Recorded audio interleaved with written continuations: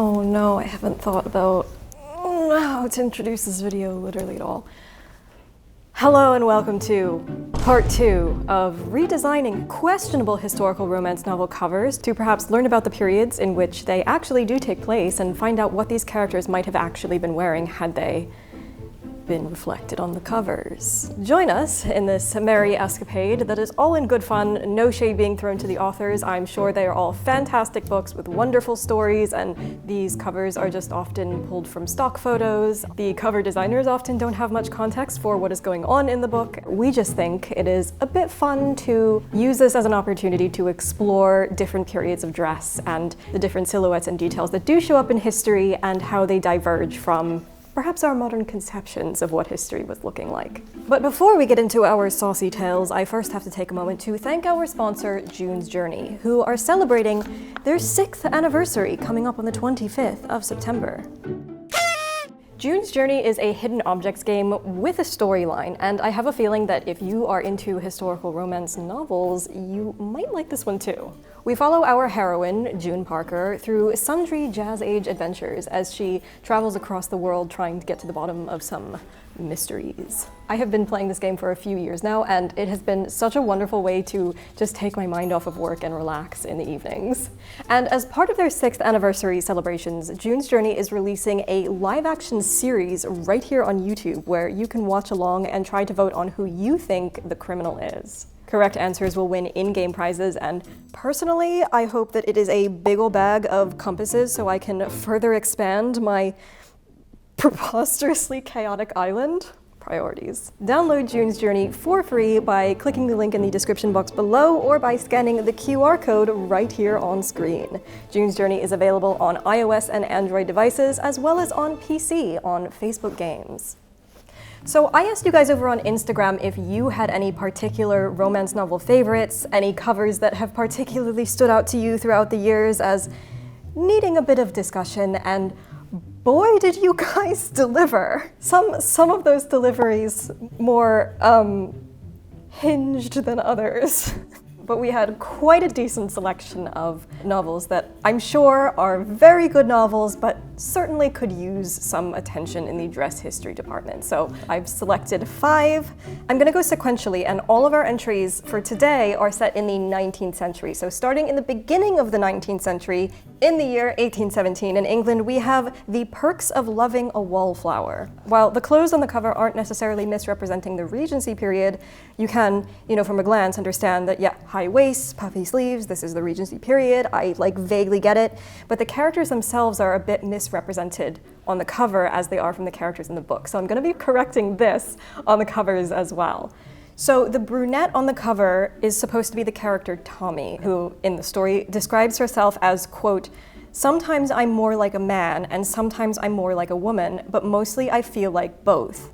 She's described as having short hair, and around the home she's wearing things like trousers and a frock coat because they were comfortable, and no cravat because starch was not comfortable at all. So I love that the author in the story is addressing the fact that cravats exist, that these are typical dress for menswear, but that this character is opting not to wear one. So that is a perfectly believable decision for this person to make. I'm going to obviously give Tommy some short hair. While her dress on the cover does read Regency enough, we are going to scrap the whole dress because, as per the description in the book, she probably wouldn't be wearing a dress. Instead, I'm going to put her in a typical men's shirt of this period, which can be worn a bit open. Some of them do button closed at the neck, but are then sort of further held in place with the cravat. She hasn't got the cravat, so that is not really doing much to hold it together.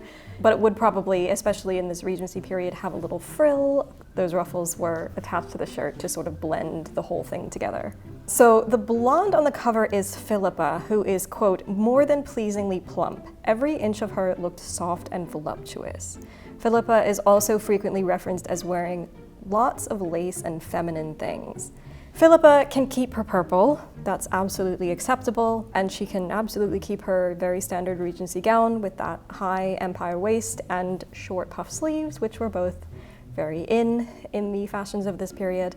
And I'm also going to give her some full front trousers, which is the style of trouser that has that sort of front flap that buttons shut on both sides rather than having a button fly. And we will stick with the blue, just to stick with her little blue theme from the original cover design. So blue, probably wool, full front trousers, and a little bit darker.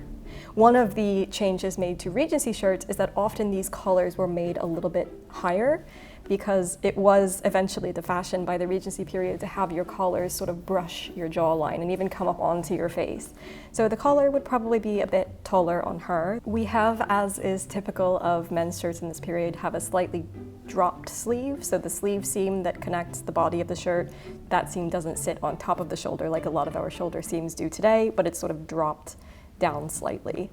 The sleeves, of course, then get gathered into this shirt body, so we have a little bit of puff on the sleeve, that nice, romantic, puffy shirt puff situation that we love to see. On the cover, it does appear to be daytime, so they probably should be wearing day wear, which means that she should theoretically be wearing a bonnet, unless they're like in their garden or something, in which case it's fine. I will let it slide for visibility purposes. I can see why, especially because she's got her face turned, why you wouldn't want half her face concealed by a bonnet. That's fine. I'm gonna put some little flowers in her hair instead. These are generally more typical of evening wear in this period, you know, to decorate your hair with flowers and little trinkets and things. She would also have those Regency front curls. We're definitely getting rid of the 21st century #bridesmaid core updo thing going on here. We will give her those nice Regency curls that go on at the front of the head that is so indicative of the Regency period. And, you know, things like this that feel very weird to us, that's like, whoa, why would you do that? But these are the little details that make it feel truly historical rather than something that, you know, has some historical essence but still feels clearly very modern.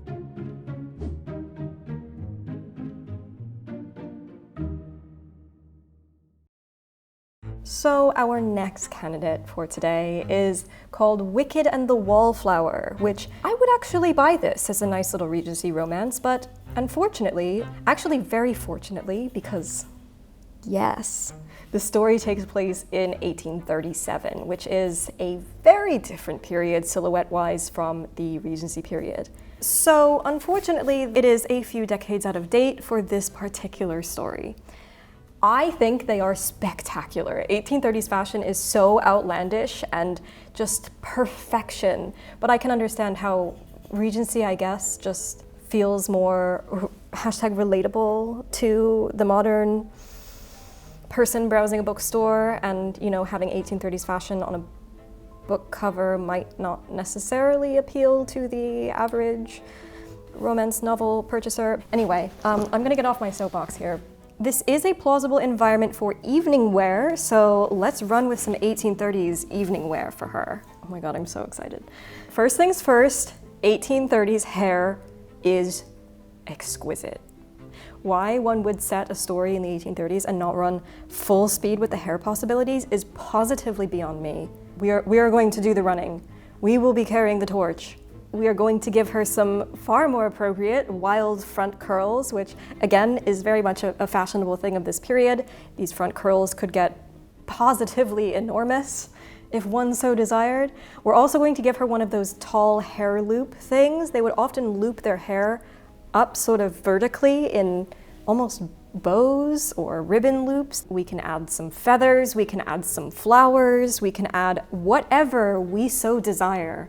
And now she is actually properly ready for this ball, but once we give her some clothes. Bodices of this period are still slightly higher waisted than, you know, the natural waist that will appear later in the century. This is, of course, carried over from the Regency period, where waistlines have slowly started to drop from about the turn of the century into the middle of the 19th century. They're not quite as high as the Regency period still. We do have a fondness, especially in evening wear, for these wide pleated V-neck collars.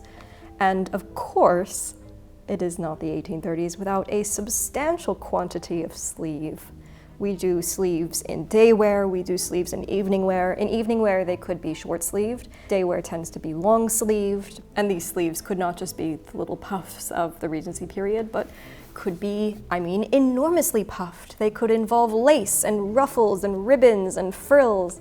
And so let's give her a little bit of decoration on these sleeves. But I'm worried about this bright magenta shade that's sort of dangerously hovering into the realm of aniline dyes, which don't become a thing until more the middle of the 19th century with the discovery of the chemical aniline dyes. She can still be wearing a bright pink gown, if she so desires, that you can absolutely get very bright colors from natural dyes, but we're going to keep it more in the realm of a lightened red rather than this magenta, fuchsia, power purple type color that doesn't come in for another few decades. The skirts of this period are also quite full, so unlike the very slim Regency dress that she's wearing in the original cover, she does actually have plenty of room to do this legs out look that they seem to want for the cover design, with just having the fabric of the skirt pulled back. So this way we can achieve a similar design while also staying in period. And this means we get a glimpse of some petticoat. 1830s petticoats had to be very stiff because we did like a bit of full skirt in this period. But we haven't quite reached the realm of the 1850s and 60s crinoline, where we have the whole crinoline cage structure under the skirts to hold them out. We're relying on petticoats, and we're relying on stiffened, starched, corded petticoats to really hold those dresses out. Sometimes multiple petticoats. So we have plenty of opportunity for some petticoat action here. We can decorate the bottoms with a bit of lace too, just to give it some extra pizzazz. She would also be wearing white, probably silk stockings. These would come up to just above the knee and would be held up with garters tied just below the knee. So once again, some additional extra historically specific pizzazz that of course will make this cover a bit more historically believable.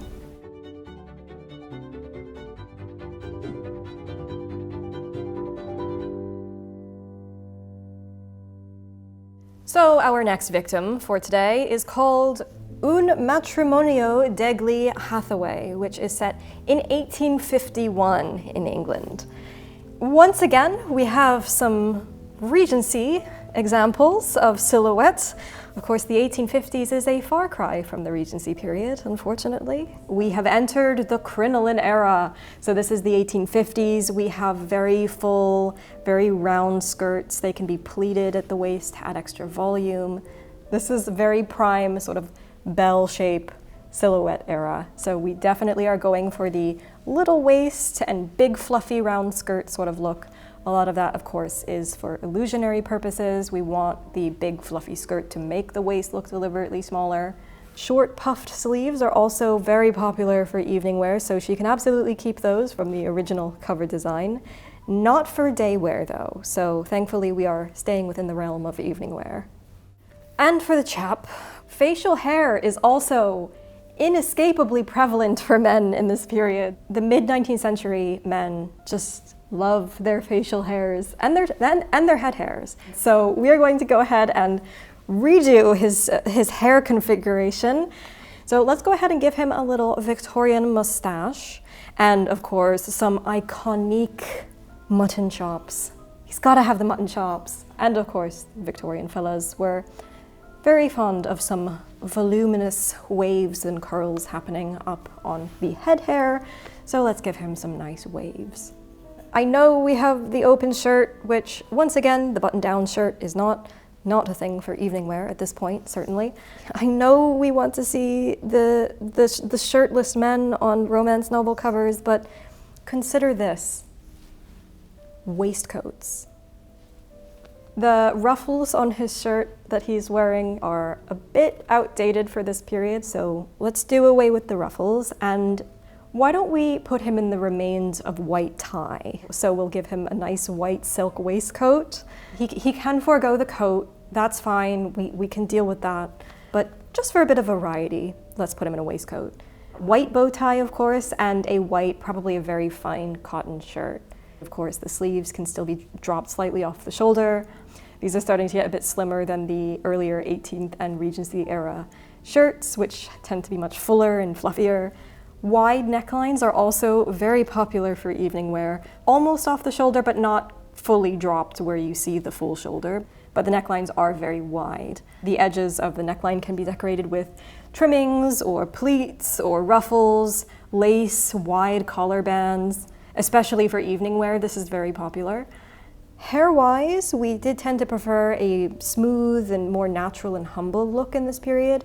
A simple center part. The hair could be slightly more dressed up for the evenings. It could involve lots of ringlet curls at the sides. And of course, these especially evening wear hairstyles are often decorated with lots of flowers and little bits and pieces in the hair. But we do have very minimal makeup at this period. It shouldn't be noticeable.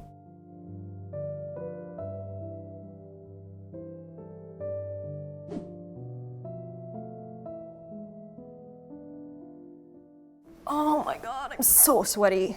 So next we have Rebel, which is set in the 1860s. At the very least, we do not have an attempt at Regency dress in this cover. But unfortunately, it is very clearly daylight outside, and she at least is in something a bit more equivalent to mid-Victorian evening wear. He is not really in evening wear. It looks like we have some very modern black skinny jeans on him. Let's do some work here. So this is Drake. He is in the story. He's supposed to be a builder, I'm told. So we are looking at some nice durable workwear for him. I have seen examples of work shirts buttoning all the way down the front in this period, but typically, more prevalently, they really only button down to around waist level. It would probably have a small band collar at the top, which would accommodate a detachable stiffened collar. If he's on the job doing work, I would assume that he would not be wearing a collar. He'd just have his slim little stand collar on the shirt itself. But you know, he could if he has an important place to be. He's got a collar in the original cover, so let's give him a little collar. Let's say he's dressed up a little bit to come out for this little meetup. Heavyweight, durable trousers are, of course, common in this period, especially for physical labor like he appears to be doing as a builder. Blue jeans do start to gain popularity more in the 1870s. We are still a few years before that, though. However, heavy cotton canvas or twill trousers, even, you know, the early stages of denim, were certainly available in this period and would have been worn for workwear. So let's give him a nice, sturdy pair of, they can be a nice brown pair of heavy cotton, nice twill trousers. Val, on the other hand, is a teacher, so she's not, of course, doing physical labor. Her clothes would probably be made either by herself or somebody in her household. So we are still in the high crinoline era in the 1860s, but crinolines are not always the most practical thing. They are certainly better than the masses of petticoats that were increasingly becoming more popular amongst fashionable types in the 1840s to achieve that very round, fluffy look.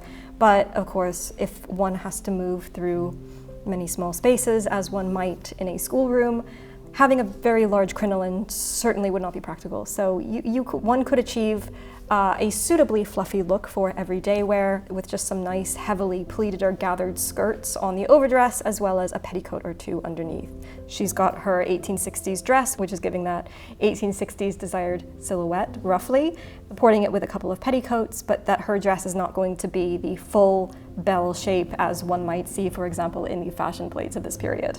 Let's give her a nice clean collar, a nice white clean collar with a little brooch at the front.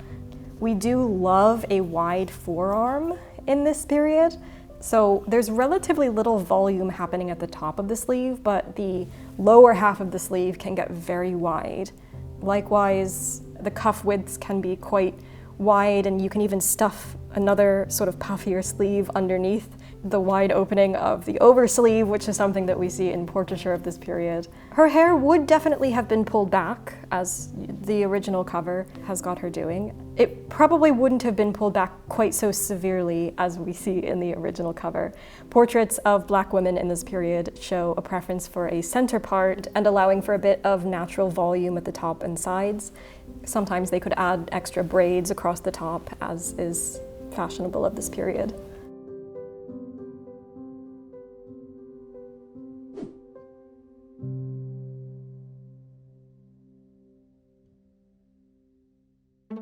Okay, last one, The Duke Who Didn't, which is set in 1890s in England. I have to say I can't see much 1890s going on the original cover, unfortunately. But given his open shirt and no further evidence of a chemise layer on her, let's go ahead and put them in a state of undress. We've done evening wear, we've done day wear, but we haven't done a lot of underwear. Just give us some variety. Let's do some underwear. So the main character, Chloe, in this, I'm told, is Chinese, but living in the British countryside in a community of Chinese immigrants. So undergarments-wise, she would probably be wearing something sort of similar to, if not, the actual Symington's ever-popular Pretty Housemaid corset, which is a super lightweight and sparsely boned cotton corset, which is the primary support garment in this period. Under that, of course, she has got her chemise, because wearing a corset tightly against your actual skin all day, every day for the entirety of your life is very sweaty and uncomfortable, so we don't want to do that. She's got her chemise going on underneath. Our Duke fella is a British Duke, but he does have Chinese heritage, so he would probably be very nicely dressed. He can keep his high-waisted trousers, which is very good. These would probably be made of a nice fine black wool. The shirt, again, if he's wearing a sort of nicer men's shirt of this period, it probably would have been unbuttoned to the waist. Again, not quite fully buttoned down, as is more common of our modern dress shirts. We'll give him some cuff links to hold his separating cuffs together, as once again is very common of shirts, especially nicer shirts of this period. She can, of course, keep the red in her original wardrobe, but we'll just make the corset red. That's fine. Chemises could have decoration, such as fine embroidery on the sleeve cuffs at the neck edges, just for a little bit of extra decoration. You know, some nice white work embroidery could absolutely be done, say, on a sleeve cuff. We'll give her some of that.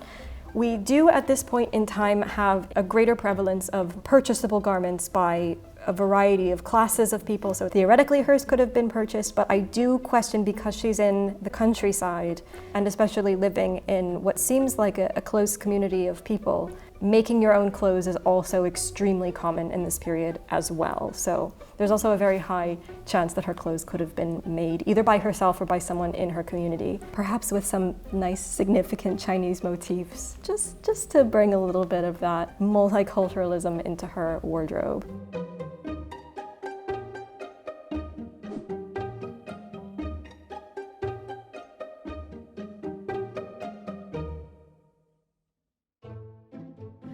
And there we have it. Those are the new and improved historical romance novel covers selection of today. I hope you enjoyed coming along on this journey. I hope you learned a thing or two about the realities of history. On the one hand, it always kind of amazes and slightly baffles me how media that is intended to cater to an audience who very clearly enjoys these historical periods wouldn't make more of an effort to represent those periods. But on the other hand, from a marketing perspective, I can actually fully understand how appealing to as wide of an audience as possible is ultimately what gets the book out and sold and read, and of course, you know, makes the authors a living. So, you know, there are two sides to the issue. I personally would always be in the camp of historical representation. Anyway, we do all sorts of things, from talking about historical dress to recreating historical dress, sewing things, to experimenting about historical dress. And if you would like to see some more of that, do please stick around and subscribe, or don't if you don't want to. If you're more into the sewing stuff and you would like to learn a bit more about the historical sewing process of things, I have just released a new course over on Skillshare. I will have a link down below if you would like to learn a couple more hand stitches that will help you in your historical sewing journey. Other than that, thank you once again to June's Journey for sponsoring this video. Once again, that link is also in the description box below. And with that, I shall see you anon with some more time-traveling shenanigans. That's what we do here, right? Yeah. Okay, we can undo these shenanigans. Oh my god, it is so hot. Anniversary. Light it on fire. No!